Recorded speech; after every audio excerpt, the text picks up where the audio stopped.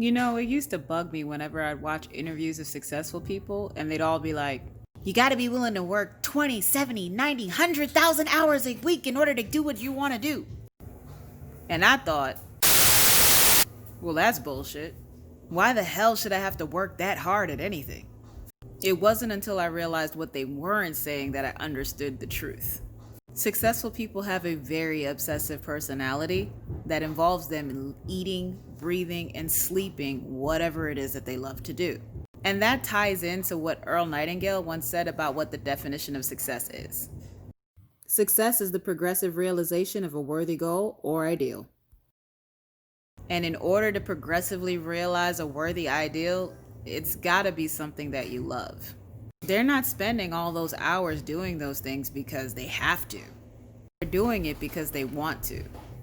Because being successful is sticking with something long enough to see it all the way through.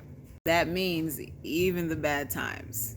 A lesson I had the opportunity to learn this week when I bombed an interview in spectacular fashion. Not because I was unqualified, but because I couldn't answer the one question everybody knows to lie about. When asked by this hiring manager where I saw myself in 1, 5, and 10 years, the answer I was supposed to give was, why, with your company, of course. But for the life of me, I could not bring myself to lie about that question. It's like I couldn't stop the answers of what I thought about publishing, what I thought about writing, and all of these exciting plans I had for content creation from spilling out of my mouth.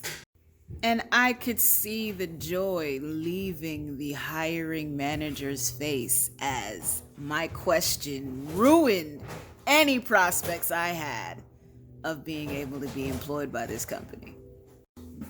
But you know what?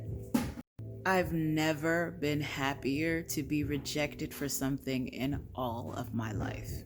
Because when the gun was to my head, writing, publishing, being a content creator, being a speaker, being a teacher, being a social media influence, all of those things came spilling forth out of my soul. The hiring manager was even late for my interview. It started at 2 and Shorty didn't show up till 3. But I wasn't even mad because I used the time to write an article that I have scheduled for Monday. And that was when I realized I'd found my calling and purpose, for real this time.